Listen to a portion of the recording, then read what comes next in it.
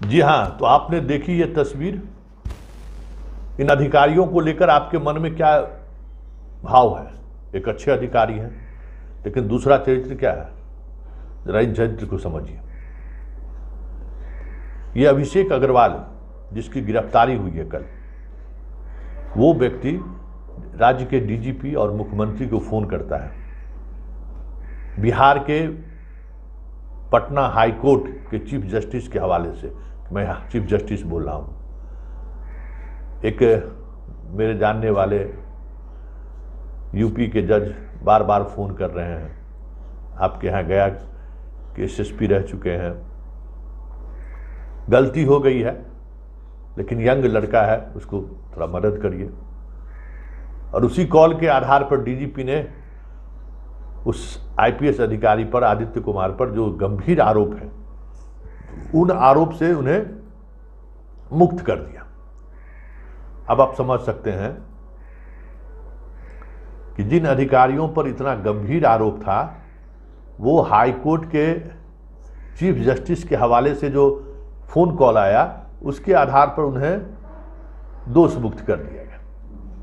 वो हो गए, फाइल पहुंच गई मुख्यमंत्री के पास। मुख्यमंत्री के यहाँ जैसी फाइल पहुंची, कुछ वक्त लगा तो वहां भी ये फोन करने लगा। तो मुख्यमंत्री सचिवालय को लगा कि कुछ न कुछ गड़बड़ तो है, और उसके बाद वो आर्थिक अपराध इकाई को जांच का आदेश दिया। जांच के दौरान ये पता चला कि ये फर्जी आदमी है, अभिषेक अग्रवाल इनका नाम है, और ये पटना के ही रहने वाले हैं। और इस मामले में कल कार्रवाई हुई, 4 व्यक्ति गिरफ्तार हुए, जो इनके नाम से सिम इन्होंने लिया था, बाकी जो इनके सहयोगी थे सभी गिरफ्तार हुए। ठीक है, ये अभिषेक अग्रवाल आदित्य कुमार के अच्छे मित्र हैं, इनके फेसबुक प्रोफाइल से ऐसा दिखता भी है। लेकिन सबसे बड़ा सवाल ये है कि ये व्यक्ति अभिषेक अग्रवाल जो व्यक्ति है, वो देश के गृह मंत्री के नाम पर भी फर्जीवाड़ी करते हुए गिरफ्तार हो चुके हैं, और कोई नहीं, दिल्ली पुलिस ने इनको गिरफ्तार किया है। और उस बार भी इन पर आरोप ये लगा था कि ये व्यक्ति गृह मंत्री बनकर फोन कॉल कर रहे थे और किसी मामले के निपटारे की बात कर रहे थे।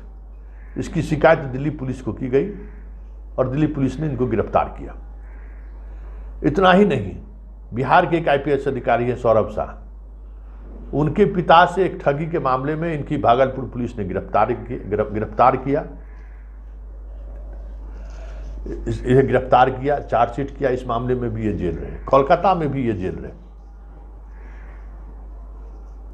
लेकिन इन सब के बावजूद भी, इतने बड़े फर्जीवाड़ी करने वाला अपराधी होने के बावजूद भी, इसकी सीधी पहुंच पुलिस मुख्यालय के अंदर थी। हम जैसे पत्रकार, सीनियर पत्रकार को भी अगर एंट्री करना है तो पूरा सब कुछ लिखना है, किस मकसद से आए हैं, किन से मिलना है, सब कुछ दर्ज करिए। लेकिन इसके लिए किसी को रोकने की अनुमति नहीं थी, साहस नहीं कर सकता था। सीधे डीजीपी के दफ्तर पर जाते थे। पुलिस मुख्यालय में तैनात दर्जनों आईपीएस अधिकारी के दफ्तर में इसका सीधा प्रवेश था।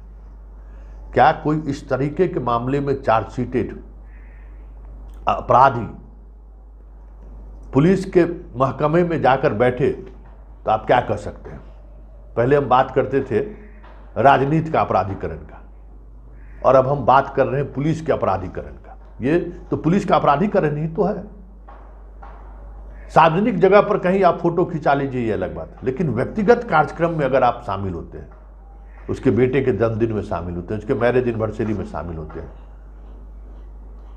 आईपीएस मेस में आप उनसे मिलते हैं, क्या आपको यह पता नहीं है कि ये इतना बड़ा शातिर अपराधी है? और अगर आप पता नहीं है तो फिर पुलिस विभाग में आपके रहने का मतलब क्या है? यह भी एक बड़ा सवाल है। और अगर आपको पता है, स्वाभाविक तौर पर आपको पता है, फिर भी उसके आप निजी ताल्लुकात उनसे बनाए हुए हैं, तो आप पर कार्रवाई होनी चाहिए कि नहीं? क्योंकि आज के इस मामले में, जिस गंभीर मामले में पटना के हाई कोर्ट के चीफ जस्टिस के हवाले से नहीं, खुद वो फोन करता है और पैरवी करके उसे अपने मित्र को मुकदमे से बचाता है। ऐसे बड़े गंभीर मामले में आरोपी जो व्यक्ति है, ये कम साहस की बात है कि देश के गृह मंत्री और एक राज्य के आप चीफ जस्टिस बनकर आप फोन कर रहे हैं। कितना बड़ा दुस्साहस कर रहा है ये व्यक्ति, आप समझ सकते हैं।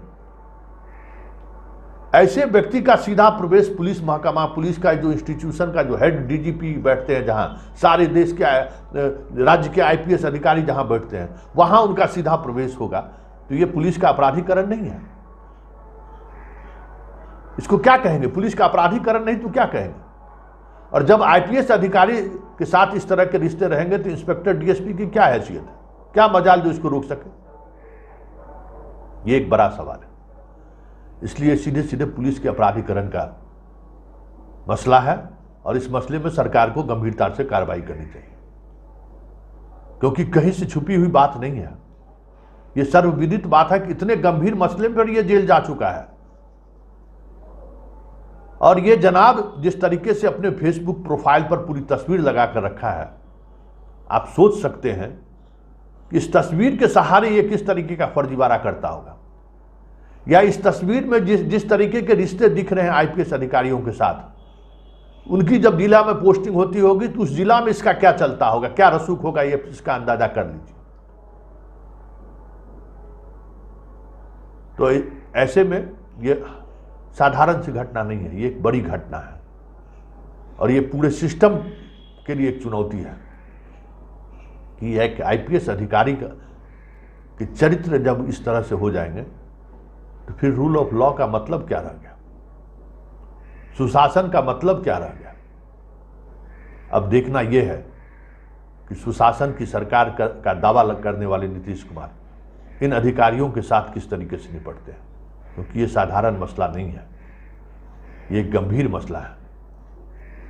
आपके दफ्तर में आके मिलकर तस्वीर खिंचा ले कोई बड़ी बात नहीं है, लेकिन आप उनके निजी कार्यक्रम में शामिल हो रहे हैं, इसका मतलब है कि आप व्यक्तिगत तौर पे उससे जुड़े हुए हैं। 2 दर्जन से अधिक आईपीएस अधिकारियों की तस्वीर इसके सोशल पेज पे है। बहुत सारे ऐसे होंगे जिसकी तस्वीर उन्होंने नहीं लगाई। तो आईपीएस अधिकारी का रिश्ता किसी नटवर लाल से हो, किसी शहाबुद्दीन से हो, तो उस राज्य में गवर्नेंस और रूल ऑफ लॉ का कोई मतलब रहेगा क्या?